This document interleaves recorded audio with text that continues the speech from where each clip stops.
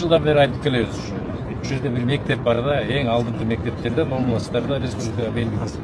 Өтө көп болуп атат окуучу. 3 курултайда айттык. Дополнительный корпус керек болуп атат. Канча бала окуйт бир класста азыр? Азыр 2720.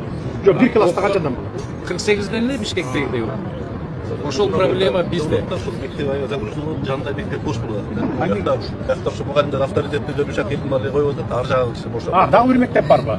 Мектептер бар башкалар. Айнек анан бир эле мектепте үйү. Ошол жакка жана мугалимдер күчтүлүп туруп жакка берип атышат да. Бир жактын мугалимдерди аякка аралаштырып койбойсуңар.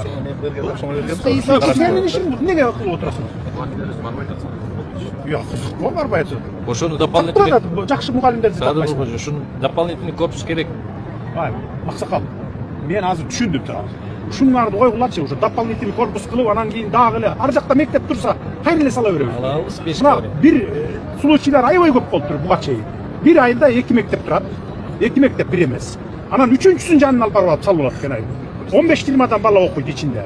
Ал колунан келгендер ошенткен экен. Депутаты, министри, мына мен ушундай коеюн, анан элги колдоп берсин, депутат болуп шайланып калайын деп. Давайте биз ошондой эмеден кетели. Ар жакта бош мектеп турса, давай организовать этип келели. Сен мэрсиң, эмне кылып отурасың? Сенин ишиң бар. Таппайсыңбы мугалимдерден, тартпайсыңарбы? Зарплатасы жакшы эле азыр, дагы көтөрүп беребиз мугалимдер менен мэрликтерди.